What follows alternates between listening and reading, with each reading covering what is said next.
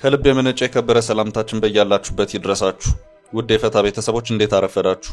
ለሰዓቱ የመራረጥናቸው መረጃዎች ይዘን ተገኝተናል። አንኳር ጉዳዮችን በማስተዋወቅ እንጀምራለን። በአማራ ክልል በርካታ አካባቢዎች ውጊያዎች የተካሄዱ መሆኑ ታወቀ።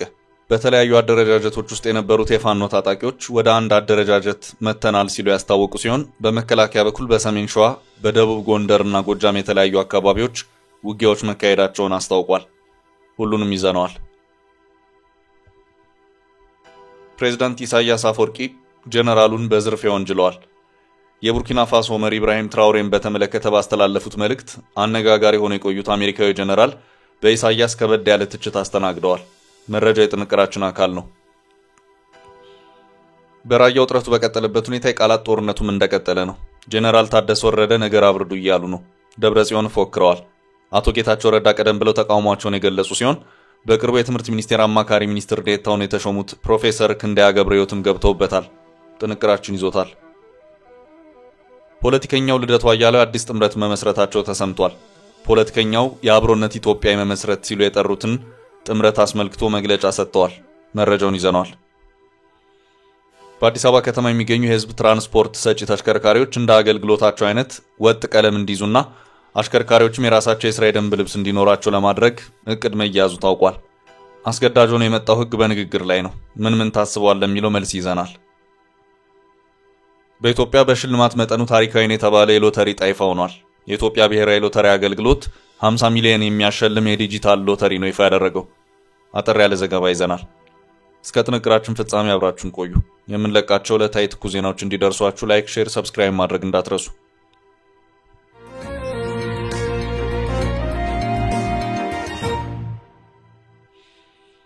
የጎጃም፣ የሸዋና የጎንደር ውጊያዎች። በአማራ ክልል ውጊያዎች መቀጠላቸው የታወቀ ሲሆን የፋኖ ኃይሎችን በአደረጃጀት ወደ አንድ መተናል ሲሉ አስታውቀዋል። መከላከያ በለቀቀው መረጃ ደግሞ በአማራ ክልል በጎንደር፣ በጎጃምና በሸዋ ውጊያዎች የተደረጉ መሆኑን አስታውቋል። የፋኖች አንድ መሆን አለመቻል ከመንግስት ጋር ለማደራደር ለሚደረገው ጥረት የተመቸ ሁኔታ ሊፈጥርልኝ አልቻለም ሲል የነበረው የአማራ ክልል የሰላም ካውንስል በፋኖች አንድ ሆነናል ዙሪያ ያለው ነገር የለም። የፋኖ ኃይሎች ወደ አንድነት መተናል ባሉበት ሁኔታ ደግሞ በሌላ አቅጣጫ በክልሉ የተለያዩ አካባቢዎች ውጊያዎች የተደረጉ መሆኑን መከላከያ በለቀቀው መረጃ አስታውቋል። ውጊያዎቹ በምዕራብ ጎጃም ዞን ቋሪት ወረዳ በገነት አቦ ቀበሌ፣ በደቡብ ጎንደር ዞን ሊቦ ከምከም ወረዳ፣ በሰሜን ሸዋ ፈረስ መጋለቢያ በሚባል አካባቢ መሆኑ ታውቋል። እንደ መከላከያ መረጃ ከሆነ ከዚህም በተጨማሪ በኦሮሚያ ምዕራብ ሸዋ ዞን በድሬን ጭኒ ወረዳ ጉያማ ደበሌ ቀበሌም እንደዚህ ውጊያዎች ተካሂደዋል።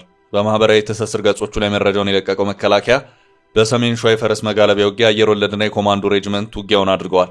በዚህም ደፈጣ በመያዝ የጽንፈኛውን መተላለፊያ በመዝጋት እርምጃ ወስጃለሁ ሲል አስታውቋል። የሰሜን ምዕራብ እዝ ክፍለ ጦር ዋና አዛዥ ኮሎኔል ስንታየው ሰኢድ ንዋብ ያደረገው ሌላኛው የመከላከያ መረጃ ለእዙ አንድ መረጃ ደረሰው ሲልም አስታውቋል። መረጃንም አደረሰ የተባለው የማዕከላዊ ጎንደር ዞን የጸጥታና ደህንነት ክፍል ነው። በዚሁ መሰረትም የደረሰው መረጃ በደቡብ ጎንደር ዞን ሊቦ ከምከም ወረዳ በሚካኤል ደብር ቀበሌ ከፍተኛ ክምችት ያለ የጦር መሳሪያ ትጥቅ በአካባቢ ያለ መሆኑን የሚያመለክት ነበር ሲልም አስታውቋል። መከላከያ በዚሁ መሰረትም በዚሁ አካባቢ ባደረኩ ዘመቻም ጽንፈኛ ኃይሎቹ በድብቅ ሲዘጋጁበት የነበረ የጦር መሳሪያዎችን እስከ መላወጫቸው ተተኳሾች ጭምር እንደዚሁም አልባሳትና ትጥቆችን በቁጥጥር ስራው ያለው ሲልም አስታውቋል። መከላከያ ከዚህም በተጨማሪ ከሰሜን ምዕራብ እዝ በተጨማሪ ከሰሞኑ ምስራቅ እዝም በውጊያ ላይ የነበረ መሆኑን አስታውቋል። በዚሁ መረጃ መሰረትም በክልሉ በምስራቅ እዝ ስር የአንድ ሬጅመንት አዛዥ የሆኑ ሻለቃ ዮናስ ካሳ አደረሱኝ ባለው መረጃም በሰሜን አቸፈር ወረዳ በአያ ጨንቃ ቀበሌ፣ በዳርፉር አውትሌት ገብሬ ከተማ ቀበሌ፣ በተለይም በወንበራ ኢየሱስ ቀበሌ ልዩ ስሙ ታንቲካና እማወይ ሽንጉሊት በሚባሉ ጎጦች ላይ ውጊያ ማካሄዱን አስታውቆ ድል ቀንቶኛል ሲል አስታውቋል። ጠላትን ከብቤ ቀለበት ውስጥ በማስገባት 18 የጠላት ኃይልን ደምስሻለሁ፣ 6 በማቁሰል መትረየስን ጨምሮ ክላሽና ልዩ ልዩ ተተኳሽ ማርክ ያለው ሲልም አስታውቋል። በኦሮሚያ ክልል ምዕራብ ሸዋ ዞን በድሬን ጭኔ ወረዳ ጉያማ ደበሌ ቀበሌ ሌላ የስምሪት ውጊያ መካሄዱ የተመለከተ ሲሆን በዚሁ ስምሪትም የሸኔ ቡድን ላይ አስፈላጊውን እርምጃ ወስጃለሁ ሲል አስታውቋል። ይህ በእንዲህ እንዳለ በፋኖ ኃይሎች በኩል ቀደም ብሎ ተበታትኖ የነበረውን አደረጃጀት ቀሪ አድርገን ወደ አንድነት መተናል በማለት መረጃዎችን ያሰራጩበት ሁኔታ ታይቷል። መረጃዎቹ በተለያዩ ማህበራዊ ሚዲያዎች የተሰራጩ ሲሆን በዚሁ አዲሱ የፋኖ ኃይሎች አደረጃጀቶች ውስጥ በአቶ እስክንድርና አቶ መከታው ማሞ የሚመራው የፋኖ ክፍል ተካቶ አልታየም። በእስክንድር ነጋ የሚመራው የፋኖ ክፍል ከመንግስት ጋር ድርድሮችን ሊጀምር ነው የሚሉ መረጃዎች ሲሰራጩ ቆይተዋል። ሆኖም አቶ እስክንድር ይህንኑ መረጃ አጥብቀው ያስተባበሉ መሆኑ የሚታወስ ነው። የኢትዮጵያ ሀገራዊ ምክክር ኮሚሽን የፋኖ ኃይሎችን ጨምሮ በሀገሪቱ በትጥቅ የሚንቀሳቀሱ ኃይሎች ወደ ሀገራዊ ምክክሩ እንዲመጡ ጥሪዎችን ሲያቀርብ የነበረ መሆኑ የሚታወስ ነው። የምክክር ኮሚሽኑ ኮሚሽነር ፕሮፌሰር መስፍን አርአያ አንድ በአማራ ክልል የሚንቀሳቀስ ታጣቂ ኃይል ለኮሚሽኑ ይሁንታውን የገለጸ መሆኑን መናገራቸውን ተከትሎ በርካቶች በአቶ እስክንድር የሚመራውንና የአማራ ፋኖ ህዝባዊ ኃይል የተባለውን ታጣቂ ኃይል ሊሆን ይችላል የሚል ግምታቸውን አሳድረው ነበር። ነገር ግን የኢትዮጵያ ሀገራዊ ምክክር ኮሚሽን የኮሚሽኑ ሰብሳቢ ለቢቢሲ በሰጡት ማብራሪያ በአማራ ክልል ባካሄደው አጀንዳ ማሰባሰብ ጥያቄውን ያቀረበው ከፋኖ ውጭ ያለ ታጣቂ ቡድን ነው ሲሉ ተናግረዋል። ከዚህ ውጭም በክልሉ በመንግስትና የታጠቁ ኃይሎች መካከል ድርድሮች እንዲኖሩ በማድረጉ በኩል የማመቻቸት ስራን የመስራት እንቅስቃሴ ሲያደርግ የነበረው የአማራ ክልል የሰላም ካውንስል ችግሮች ገጥሞኛል ካለባቸው ጉዳዮች መካከልም አንዱ የፋኖ ታጣቂዎች አደረጃጀት የተለያየ መሆን ነው። ከሰሞኑ አንድ ሆነናል የሚለውን መግለጫ ተከትሎ የሰላም ካውንስሉ ያለው ነገር የለም።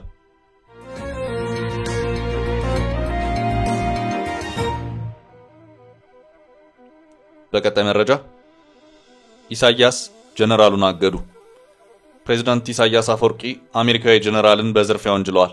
በአፍሪካ አሜሪካ ወታደራዊ እዝ ዋና አዛዥ ጀነራል ማይክ ላንግሌ በኤርትራው ፕሬዝዳንት ከበድ ያለ ክስ ቀርቦባቸዋል። የቡርኪና ፋሶ መሪ ኢብራሂም ትራውሬን በተመለከተ ባስተላለፉት መልእክት አነጋጋሪ ሆነው የቆዩት አሜሪካዊ ጀነራል በኢሳያስ ከበድ ያለ ወቀሳ አስተናግደዋል። ከዚህ ቀደም የቡርኪና ፋሶ ፕሬዝዳንት ካፕቴን ኢብራሂም ትራውሬ የሀገሪቱን የወርቅ ክምችት የዜጎችን ጥቅም ከማስከበር ይልቅ ለግል ጥበቃ ሲሉ አላግባብ ተጠቅመዋል ሲሉ የዩናይትድ ስቴትስ አፍሪካ እዝ አፍሪኮም ኃላፊ ጀነራል ሚካኤል ላንግሌ መናገራቸው ውዝግብ ማስነሳቱ አይዘነጋም። ይህ የጀነራሉ መልእክት ከቡርኪና ፋሶ አልፎ በበርካታ አፍሪካ ሀገራት ቁጣን ያስከተለ ሲሆን በተለያዩ ሀገራትም ለቡርኪና ፋሶ ፕሬዝዳንት የድጋፍ ሰልፎች በማካሄድ ጀነራሉ ላይ የተቃውሞ ድምጽ ተስተጋብቷል። በተለይ ጀነራሉ ጥቁር ሆነው ሳሉ የዘር ሐረጋቸው ከአፍሪካ የሚመዘዝ ሆኖ ሳለ እንዴት ከስንት ጊዜ በኋላ ለጥቁሮች መብት ታገላሉ የሚል መሪ ላይ ያልተገባ ክስ ያቀርባሉ በሚል የተቃውሞ ድምጾች ሲስተጋቡ ቆይተዋል። ይህንን ውዝግብ ተከትሎ የሀገሪቱ ዜጎች በቡርኪና ፋሶ ዋና ከተማ ዋጋዱጉ በሚገኘው አብዮት አደባባይ ተገኝተው ለፕሬዝዳንት ካፕቴን ኢብራሂም ትራውሬ አብሮነት ሰልፍ ማድረጋቸው ይታወቃል። ከዚህም በተጨማሪ አብዛኞቹ በኬንያ በአብዛኞቹ የሳህል ሀገራትን ጨምሮ በዓለም አቀፍ በኒውዮርክ፣ በካናዳ፣ በፓሪስ የሚገኙ አፍሪካውያን ትራውሬን በመደገፍ ተመሳሳይ ሰልፎች ያካሄዱ ሲሆን በትራውሬ ላይ ክስ ያቀረቡትን የዩናይትድ ስቴትስ አፍሪካ ኮማንድ አፍሪኮም ኃላፊ ጀነራል ማይክ ላንግሌ ላይ ተቃውሞ ማሰማታቸው አይዘነጋም። አሜሪካዊው ጀነራል በዋናነት እንዲሁ ከሌላ የሀገሪቱ መሪ ጋር ቅራኔ ውስጥ የገቡበት መረጃ መጋራቱ በስፋት እያነጋገረ ነው። ጀነራሉ ውዝግብ ውስጥ የገቡት ከኤርትራው ፕሬዝዳንት ኢሳያስ አፈወርቂ ጋር መሆኑን የታወቀው የኤርትራው ፕሬዝዳንት የምዕራባውያን ቅኝ ገዢ ኃይሎች በተለይም የአሜሪካኑ ጀነራል ማይክ ላንግሌ የሀገሪቱን የማዕድን ሀብት ለመቆጣጠርና ለመዝረፍ የሀገሪቱን ተቃዋሚ ፖለቲካ ፓርቲዎች እየተጠቀሙባቸው መሆኑን በመግለጽ በሁሉም ተቃዋሚ ፓርቲዎች ላይ እገዳ መጣሉን ፕሬዝዳንቱ ገልጸዋል ሲል የታንዛኒያው ተነባቢ ጋዜጣ አመልክቷል። በፕሬዝዳንት ኢሳያስ አፈወርቂ ትዕዛዝ ጀነራል ላንግሌን ጨምሮ ከላንግሌ ጋር የሚተባበሩትን ሁሉንም ግለሰቦች ምርመራ እንዲካሄድባቸው ጥብቅ መመሪያ መሰጠቱን ዘገባ አመልክቷል። ኢሳያስ በዚህ ተቃውሟቸው በቅርቡ ከአሜሪካ ወደ ኤርትራ ሊላክላቸው የነበረ እርዳታ እንዲታገድባቸው ምክንያት መሆኑ ቢገለጽም ፕሬዝዳንቱ አስቀድሞ በሰጡት ውሳኔ ከአሜሪካ እርዳታ ላለመቀበል መወሰናቸው ተመላክቷል።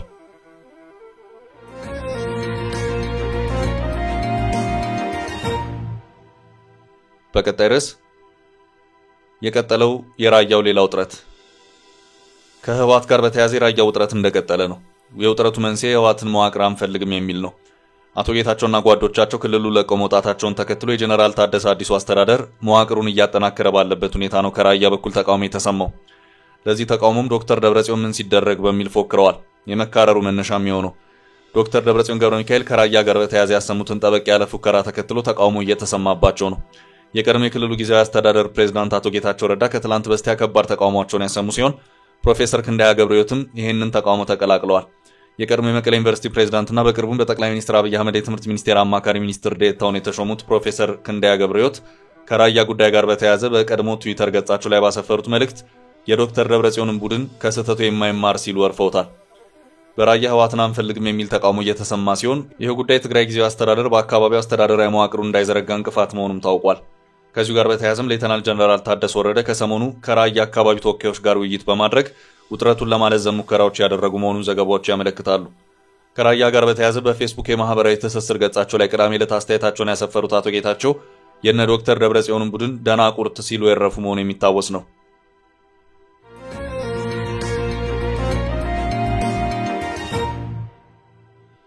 በቀጣይ ርዕሳችን የልደቱ አዲሱ ጥምረት። ፖለቲከኛው ልደቱ አያሌው አዲስ ጥምረት መመስረታቸው ተሰምቷል። ፖለቲከኛው የአብሮነት ኢትዮጵያ መመስረት ሲሉ የጠሩትን ጥምረት አስመልክቶ መግለጫ ሰጥተዋል። በአሁኑ ወቅት ሀገራችን ኢትዮጵያ የምትገኘው ህልውናዋን በሚፈታተን ከፍተኛ የእርስ በርስ ጦርነትና ኢኮኖሚ ቀውስ ውስጥ ነው። በአንድ በኩል የወቅቱ መንግስት አገዛዝ የፖለቲካ ችግሮችን በኃይል አማራጭ ብቻ ለመፍታት ካለው ፍላጎት በመነጨ ሀገሪቱ ወደ ለየለት የእርስ በርስ ጦርነት እንድትገባና ከፍተኛ የህልውና አደጋ ውስጥ እንድትወድቅ አድርጓታል ያሉት ፖለቲከኛው፣ በሌላ በኩል ደግሞ ከአገዛዙ በተጻራሪ የቆሙት ተቃዋሚ ኃይሎች አገዛዙን በብቃት ታግለው ማሸነፍና ዘላቂ ለውጥ ማምጣት በሚችሉበት የትብብርና የጥንካሬ ደረጃ ላይ አይደሉም።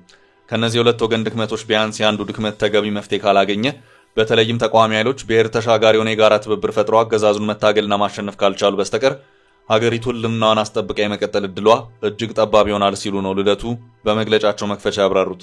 ልደቱ በዚህ መግለጫቸው ይህንን መሰረታዊ ክፍተት የተገነዘብንና በውጭ ሀገራት የምንኖር ጥቂት ኢትዮጵያውያን ጊዜያዊ አስተባባሪ ኮሚቴ በማቋቋም አንድ ለትርፍ የማይሰራና የአብሮነት ኢትዮጵያ የተሰኘ ተጽዕኖ ፈጣሪ ተቋም በማቋቋም ሰላማዊ ትግሉን በተለየ መንገድ አጠናክረን ለመቀጠል ጥረት በማድረግ ላይ እንገኛለን ሲሉ አመልክተዋል። የአብሮነት ኢትዮጵያ በአሜሪካን ሀገር ህግ መሰረት ተመስርቶና ተመዝግቦ የሚሰራ ለፖለቲካ ስልጣን የማይወዳደር ነገር ግን ለፖለቲካ ጉዳዮች ልዩ ትኩረት የሚሰጥና ተጨባጭ የፖለቲካ ለውጥ በኢትዮጵያ ለማምጣት የሚሰራ ተጽዕኖ ፈጣሪ ድርጅት እንዲሆን ታስቦ በመቋቋም ሂደት ላይ ይገኛል ሲሉ አቶ ልደቱ አያሌው አመልክተዋል።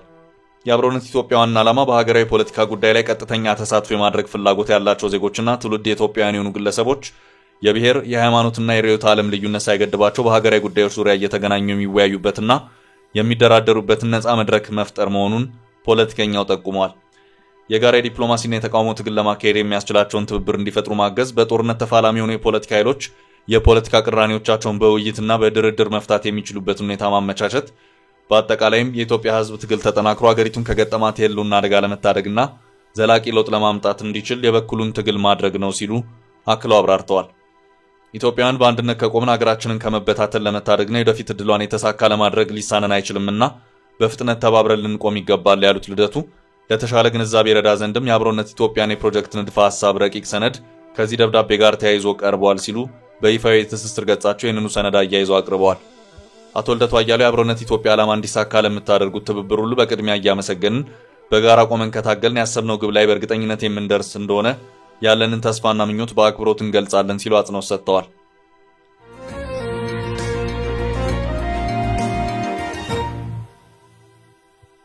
ወደ ቀጣይ ርዕሳችን ስናልፍ በአዲስ አበባ የህዝብ ትራንስፖርት ቀለም ጉዳይ እያነጋገረ ነው።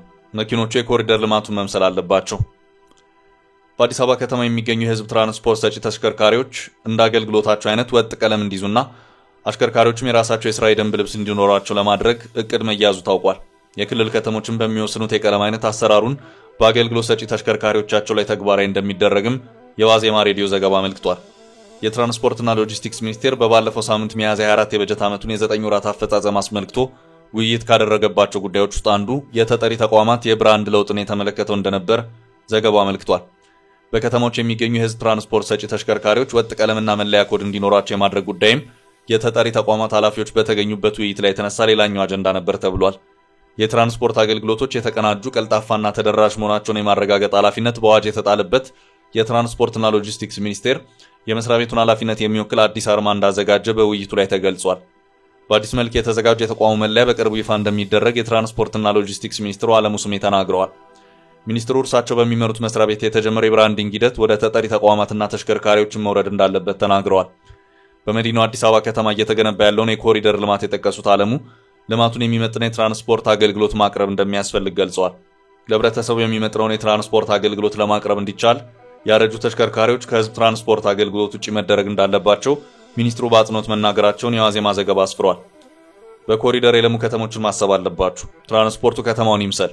አደራጁ፣ ብድርና አመቻች፣ ከኩባንያዎች ጋር እንነጋገርና አሮጌ መኪናዎች ከመንገድ ላይ ያወጡ። አዲስ አበባ ውስጥ ያለ ትራንስፖርት ከተማውን አይመጥንም በማለት አለሙ በውይይቱ ለታደሙ የተቋማት አመራሮች አሳስበዋል። ሚኒስትሩ አክለውም መንገዶች ተስተካክለዋል፣ የእግረኛ መንገዶች ተውበዋል፣ ተሽከርካሪዎች ግን መንገዱን የሚመጥኑ አይደሉም ብለዋል። የትራንስፖርትና ሎጂስቲክስ ሚኒስትሩ አያይዘውም በከተማዎች ውስጥ ያለው የህዝብ ትራንስፖርት ሰጪ ተሽከርካሪዎች ቀለም መለየትና ወጥ መሆን እንዳለበት ተናግረዋል። 10 ሰው የሚጭነው ተሽከርካሪ ሆነ አውቶቡስም መመሳሰል የለበትም ያሉት አለሙ የተሽከርካሪ ቀለም ልየታው በሌሎች ሀገራት የተለመደ አሰራር መሆኑን አብራርተዋል። ሌላ ሀገር አይታችሁ ከሆነ የከተማው ታክሲ የራሱ ብራንድ አለው። የማን ታክሲ እንደሆነ የየትኛው ከተማ ታክሲ እንደሆነ በቀለም ነው የሚታወቀው። ስለዚህ እሱን እንድታስቡበት ነው በማለትም አስተያየት ሰጥተዋል። የአሰራር ከአዲስ አበባ ተጨማሪ በሌሎችም የክልል ከተሞች ወርዶ ተግባራዊ እንደሚሆንና የየከተማዎቹ ተሽከርካሪዎች የራሳቸው መለያ የሆነ ቀለም እንደሚኖራቸው አለሙ ጠቁመዋል። የኦሮሚያ ክልል ትራንስፖርት ሰጪ ተሽከርካሪዎች አንድ አይነት ቀለም ይኖራቸዋል ማለት ሳይሆን አዳማ የራሱን፣ ቢሾፍቱ የራሱን፣ ጎንደር የራሱን፣ ባህር ዳር የራሱ መለያ ይኖረዋል ማለት ነው በማለትም አለሙ አብራርተዋል። የአዲስ አበባ ከተማ አስተዳደር በበኩሉ በትራንስፖርትና ሎጂስቲክስ ሚኒስቴር የተነሳውን ይህንን የህዝብ ትራንስፖርት ሰጪ ተሽከርካሪዎችን ቀለም የማስተካከል ሂደት ውይይት እያደረገበት ተሰምቷል። እቅዱ ከተማዋን ወደ ስማርት ሲቲ የመለወጥ አንዱ አካል መሆኑን አስረድተዋል። በዚህ ረገድ በከተማው አሁን ያለው የተሽከርካሪ ቀለም ዥንጉርጉር ነው ያሉት ያብባል የትኛው የህዝብ ትራንስፖርት ይሁን አገር አቋራጭ ይሁን በደንብ የሚታወቅ አይደለም ብለዋል። ኃላፊው አክለውም የትራንስፖርት አገልግሎት የሚሰጡ ታክሲዎች፣ ሚኒባስ፣ ሚዲባስ፣ ባስና ባጃጅ አሉ። እስካሁን ባለው ሁኔታ ኮድ 1 ከሚባሉት ታክሲዎች ውጪ ይሄ ሁሉ የተለየ ቀለም የለውም። ስለዚህ ለዚህ ሁሉ አዲስ መለያ መስጠት አስፈላጊ ነው ሲሉ አስረድተዋል። የሜትር ታክሲና የቦሌ አውሮፕላን ማረፊያ ታክሲዎች ቀለምን መወሰን እንዳለበት ኃላፊው ተናግረዋል። ከወጥ ቀለም በተጨማሪ ለህዝብ ትራንስፖርት አገልግሎት የሚሰጡ ተሽከርካሪዎች የሚሰጣቸው ኮድ እንደሚኖርና አሽከርካሪዎችም የየራሳቸው አልባሳት እንደሚኖራቸው እንደሚደረግ ዘገባው ጠቁሟል። የህዝብ ትራንስፖርት አገልግሎት የሚሰጡ ተሽከርካሪዎችን ቀለም የመለወጡን አፈጻጸም አስመልክቶ ግን ገና በውይይት ላይ ያለ እንጂ ጸድቆ ወደ ስራ እንዳልገባ ተገልጿል።